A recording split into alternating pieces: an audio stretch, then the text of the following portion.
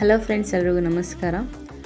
ನೋಡಿ, ಹಾಸನ ಜಿಲ್ಲಾ ಪಂಚಾಯಿತಿಯಲ್ಲಿ ಜಿಲ್ಲಾ ಮಾನಸಿಕ ಆರೋಗ್ಯ ಕಾರ್ಯಕ್ರಮಾಧಿಕಾರಿಗಳ ಕಚೇರಿಯಲ್ಲಿ 6 ಹುದ್ದೆಗೆ ಸಂಬಂಧಪಟ್ಟಂತೆ ರೋಸ್ಟರ್ ಕಮ್ ಮೆರಿಟ್ ಅನ್ವಯ ಆಯ್ಕೆ ಮಾಡಿಕೊಳ್ಳಲು ಜಿಲ್ಲಾ ಮಾನಸಿಕ ಆರೋಗ್ಯ ಕಾರ್ಯಕ್ರಮ ಘಟಕ, ಜಿಲ್ಲಾ ಆರೋಗ್ಯ ಮತ್ತು ಕುಟುಂಬ ಕಲ್ಯಾಣಾಧಿಕಾರಿಗಳ ಕಚೇರಿ, ಕಟ್ಟಡ, ಹಾಸನಾಂಬ ಒಳಾಂಗಣ ಕ್ರೀಡಾಂಗಣದ ಪಕ್ಕ, ಸಾಲಗಾಮ ರಸ್ತೆ, ಹಾಸನ ಅವರು ಈ ಒಂದು ನೇರ ಸಂದರ್ಶನಕ್ಕೆ ಇಲ್ಲಿ ಅರ್ಹ ಅಭ್ಯರ್ಥಿಗಳಿಂದ ನೇರ ಸಂದರ್ಶನವನ್ನು ಇವರು ಆಹ್ವಾನಿಸಲಾಗಿದೆ ಅಂತಲೇ ಹೇಳ್ಬೋದು. ನಂತರ ನೇರ ಸಂದರ್ಶನದ ದಿನಾಂಕವನ್ನು ನೋಡೋದಾದರೆ ದಿನಾಂಕ 25/8/2025 ಸೋಮವಾರದಂದು ನೀವು ಇಂಟರ್ವ್ಯೂ ಅಟೆಂಡ್ ಮಾಡಬೇಕಾಗುತ್ತೆ. ಈಗ ನಾನು ಹೇಳಿದಂಥ ಅಡ್ರೆಸ್ಗೆ ಹೋಗಿ ನಂತರ ಸಮಯವನ್ನು ನೋಡೋದಾದರೆ ಬೆಳಿಗ್ಗೆ 10 ಗಂಟೆಗೆ ಇವರ ಸಮಯವನ್ನು ನಿಗದಿಪಡಿಸಿರ್ತಾರೆ. ಸೊ ಆಸಕ್ತ ಅಭ್ಯರ್ಥಿಗಳು ಈ ಒಂದು ದಿನಾಂಕದಂದು ಈ ಒಂದು ಟೈಮಿಂಗ್ಸ್ ಒಳಗಡೆ ನಾನು ಹೇಳಿದಂಥ ಅಡ್ರೆಸ್ಗೆ ಹೋಗಿ ನೀವು ಇಂಟರ್ವ್ಯೂ ಅಟೆಂಡ್ ಮಾಡ್ಬೋದು. ಓಕೆ, ನಂತರ ಯಾವ್ಯಾವ ಹುದ್ದೆಯನ್ನು ಕನ್ಫರ್ಮ್ ಮಾಡಿದರೆ ಎಜುಕೇಷನ್ ಕ್ವಾಲಿಫಿಕೇಷನ್ ನೋಡೋದಾದರೆ ಮೊದಲನೇ ಹುದ್ದೆಗೆ ಸಂಬಂಧಪಟ್ಟಂತೆ ನ್ಯೂರಾಲಜಿಸ್ಟ್ ಅಥವಾ MD, ಫಿಸಿಷಿಯನ್ ಆರ್ MBBS ಹುದ್ದೆಯಲ್ಲಿ ಒಂದು ವೇಕೆನ್ಸಿನವರು ಕನ್ಫರ್ಮ್ ಮಾಡಿದ್ದು. ಇದರ ಒಂದು ಎಜುಕೇಷನ್ ಕ್ವಾಲಿಫಿಕೇಷನ್ ನೋಡೋದಾದರೆ DM ಆರ್ DNB ನ್ಯೂರಾಲಜಿ ಅಥವಾ MD or DNB general medicine ಅಥವಾ MBBS ವಿತ್ 5 years ಎಕ್ಸ್ಪೀರಿಯನ್ಸ್ ಇವರು ಕೇಳಿದರು. ಓಕೆ, ನಂತರ ಇದಕ್ಕೆ ಮ್ಯಾಕ್ಸಿಮಮ್ ಅಂದರೆ 60 ವರ್ಷದ ಒಳಗಡೆ ಇರೋರು ನೀವು ಇದಕ್ಕೆ ಅಪ್ಲಿಕೇಶನ್ ಹಾಕ್ಬೋದು.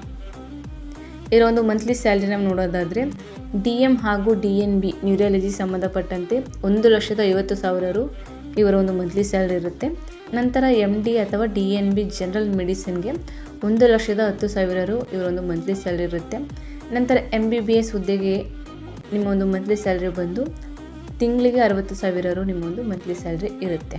ಓಕೆ, ಕ್ಯಾಂಡಿಡೇಟ್ ಅವ್ರಿಗೆ ಇಲ್ಲಿ ಕನ್ನಡದಲ್ಲಿ ಓದುವುದಕ್ಕೆ, ಬರೆಯುವುದಕ್ಕೆ ಮತ್ತು ಮಾತಾಡೋದಕ್ಕೆ ಬರಬೇಕು ಅಂತ ಇವರು ತಿಳಿಸಿದ್ದಾರೆ. ಓಕೆ, ನಂತರ ಎರಡನೇ ಪೋಸ್ಟ್ ನಾವು ನೋಡೋದಾದರೆ ನರ್ಸ್ ಹುದ್ದೆಗೆ ಸಂಬಂಧಪಟ್ಟಂತೆ BSc ಮಾಡಿರೋರು ನೀವು ಇದಕ್ಕೆ ಅಪ್ಲಿಕೇಶನ್ ಹಾಕ್ಬೋದು. ಓಕೆ, ಇಲ್ಲಿ ಬರೀ BSc ಮಾಡಿರೋರು ಮಾತ್ರ ಅವರು ತಗೋತಾರೆ. ಇನ್ನು GNM ಮಾಡಿರೋರು ಅಂದರೆ ಜನರಲ್ ನರ್ಸಿಂಗ್ ಮಾಡಿರೋರು ಅವರು ಕನ್ಸಿಡರ್ ಮಾಡಲ್ಲ. ಇದರಲ್ಲಿ ಅವರು ಒಂದು ವೇಕೆನ್ಸಿ ಕನ್ಫರ್ಮ್ ಮಾಡಿದ್ದಾರೆ. ಇವರ ಒಂದು ಮಂತ್ಲಿ ಸ್ಯಾಲ್ರಿ ನಾವು ನೋಡೋದಾದರೆ ಝೋನ್ 1ಅಲ್ಲಿ 19,999 ಮಂತ್ಲಿ ಸ್ಯಾಲ್ರಿ ಇರುತ್ತೆ. ಝೋನ್ 2ಅಲ್ಲಿ 18,344 ನಿಮಗೆ ಮಂತ್ಲಿ ಸ್ಯಾಲ್ರಿ ಇರುತ್ತೆ. ಝೋನ್ 3ಅಲ್ಲಿ 16,839 ನಿಮಗೆ ಒಂದು ಮಂತ್ಲಿ ಸ್ಯಾಲ್ರಿ ಇರುತ್ತೆ. ನಂತರ ಇಲ್ಲೂ ಸಹ ನಿಮಗೆ 1 years ಎಕ್ಸ್ಪೀರಿಯನ್ಸ್ ಇವರು ಕೇಳಿದ್ದಾರೆ.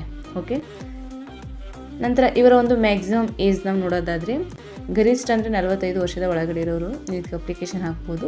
ನಂತರ ಝೋನ್ 4ಅಲ್ಲಿ ಒಂದು ಮಂತ್ಲಿ ಸ್ಯಾಲ್ರಿ ಬಂದು 15,472 ರು.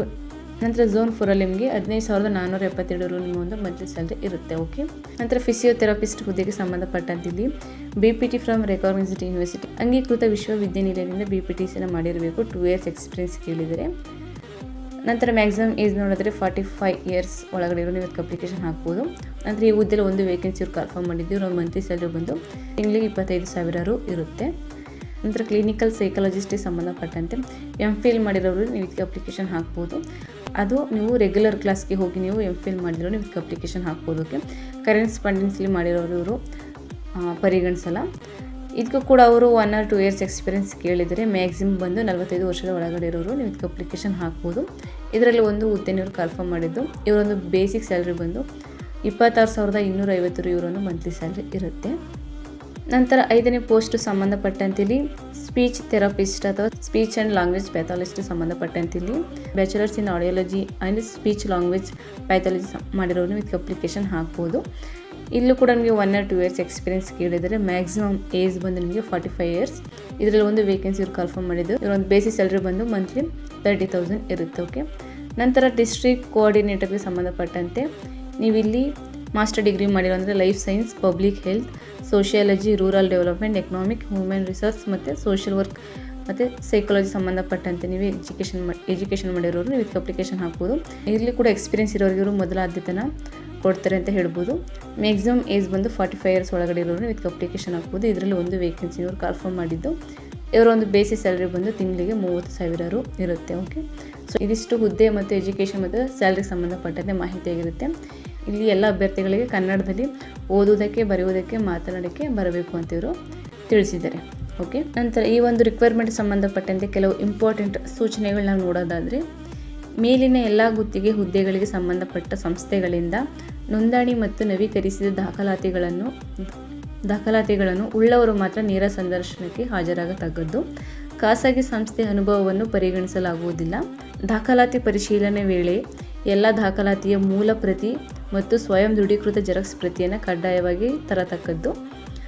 ಎಲ್ಲ ಗುತ್ತಿಗೆ ಸಿಬ್ಬಂದಿಗಳು ತಜ್ಞ ವೈದ್ಯರು ಅಥವಾ MBBS ವೈದ್ಯರು ಹಾಗೂ ಗ್ರೂಪ್ ಡಿ ಹೊರತುಪಡಿಸಿ MS ಆಫೀಸ್, ಕನ್ನಡ ಛಾಪಿಸುವಿಕೆ ಅಥವಾ ಕನ್ನಡ ಟೈಪಿಂಗ್ ಹಾಗೂ ವೆಬ್ ಟೂಲಿಂಗ್, ಕಂಪ್ಯೂಟರ್ ಸಾಕ್ಷರತೆ ಪ್ರಮಾಣ ಪತ್ರಗಳನ್ನು ಅಥವಾ ಸರ್ಕಾರಿ ಅಥವಾ ಸರ್ಕಾರದಿಂದ ನೋಂದಣಿಯಾದ ಸಂಸ್ಥೆಗಳಿಂದ ಕಡ್ಡಾಯವಾಗಿ ಹೊಂದಿರತಕ್ಕದ್ದು. ಖಾಸಗಿ ಸಂಸ್ಥೆಯಿಂದ ಪಡೆದ ಕಂಪ್ಯೂಟರ್ ಸಾಕ್ಷರತೆ ಪಡೆದಿದ್ದರೆ ಸಂಬಂಧಪಟ್ಟ ಸಂಸ್ಥೆಯಿಂದ ಸರ್ಕಾರದಿಂದ ನೋಂದಾಯಿತವಾಗಿರುವ ಬಗ್ಗೆ ದೃಢೀಕರಣವನ್ನು ಕಡ್ಡಾಯವಾಗಿ ಸಲ್ಲಿಸತಕ್ಕದ್ದು. ನಂತರ ವಿದ್ಯಾರ್ಹತೆ ಅಂಕಪಟ್ಟಿ ಅಂದರೆ SSLC, PUC, ಪದವಿ, ಸ್ನಾತಕೋತ್ತರ ಪದವಿ, KMC, KNC, ಪ್ಯಾರಾಮೆಡಿಕಲ್, ಗಣಕಯಂತ್ರ ಪ್ರಮಾಣ ಪತ್ರಗಳು ಹುದ್ದೆಗೆ ಅನ್ವಯವಾಗುವಂತೆ 1ರಿಂದ 10ನೇ ತರಗತಿಯವರೆಗೆ ಗ್ರಾಮೀಣ ಭಾಗದ ಶಾಲೆಗಳಲ್ಲಿ ವ್ಯಾಸಂಗ ಮಾಡಿರುವ ಗ್ರಾಮೀಣ ಅಭ್ಯರ್ಥಿ ಪ್ರಮಾಣ ಪತ್ರ, 1ರಿಂದ 10ನೇ ತರಗತಿಯವರೆಗೆ ಕನ್ನಡ ಮಾಧ್ಯಮದಲ್ಲಿ ವ್ಯಾಸಂಗ ಮಾಡಿರುವ ಕನ್ನಡ ಮಾಧ್ಯಮ ಪ್ರಮಾಣ ಪತ್ರ, ಜಾತಿ ಪ್ರಮಾಣ ಪತ್ರ ಅವಧಿಯಲ್ಲಿದ್ದಂತೆ ಸಲ್ಲಿಸುವುದು, ಅಂಗವಿಕಲತೆ ಪ್ರಮಾಣ ಪತ್ರ ವೈದ್ಯಕೀಯ ಮಂಡಳಿಗಳಿಂದ ಪಡೆದಿರುವುದು, ಅಭ್ಯರ್ಥಿಯ ಆಧಾರ್ ಕಾರ್ಡ್, ಹುದ್ದೆಗೆ ಸಂಬಂಧಪಟ್ಟ ಕಂಪ್ಯೂಟರ್ ಪ್ರಮಾಣ ಪತ್ರವನ್ನು ಸಲ್ಲಿಸದೇ ಇರುವ ಅಭ್ಯರ್ಥಿಗಳ ಅರ್ಜಿಯನ್ನು ತಿರಸ್ಕರಿಸಲಾಗುವುದು ಅಂತ ತಿಳಿಸಿದರು. ಓಕೆ, ಸೊ ಇದಿಷ್ಟು ಹಾಸನ ಜಿಲ್ಲಾ ಪಂಚಾಯಿತಿಯಲ್ಲಿ ಕರೆದಿರುವಂತಹ ಜಿಲ್ಲಾ ಮಾನಸಿಕ ಆರೋಗ್ಯ ಕಾರ್ಯಕ್ರಮಾಧಿಕಾರಿಗಳ ಕಚೇರಿಯಲ್ಲಿ ನೇರ ಸಂದರ್ಶನಕ್ಕೆ ಕರೆದಿರುವಂತಹ ಮಾಹಿತಿಯಾಗಿರುತ್ತೆ. ಸೊ ಇಂಟ್ರೆಸ್ಟ್ ಇರೋರು ಹೋಗಿ ಇಂಟರ್ವ್ಯೂ ಅಟೆಂಡ್ ಮಾಡಿ. ಸೊ ಇದಿಷ್ಟು ಈ ಒಂದು ರಿಕ್ವೈರ್ಮೆಂಟ್ ಸಂಬಂಧಪಟ್ಟಂತೆ ಮಾಹಿತಿಯಾಗಿರುತ್ತೆ. ಹೀಗೆ ಹೆಚ್ಚಿನ ಮಾಹಿತಿಗಾಗಿ ನಮ್ಮ ಯೂಟ್ಯೂಬ್ ಚಾನಲ್ ಸಬ್ಸ್ಕ್ರೈಬ್ ಮಾಡಿ, ಸಪೋರ್ಟ್ ಮಾಡಿ ಫ್ರೆಂಡ್ಸ್.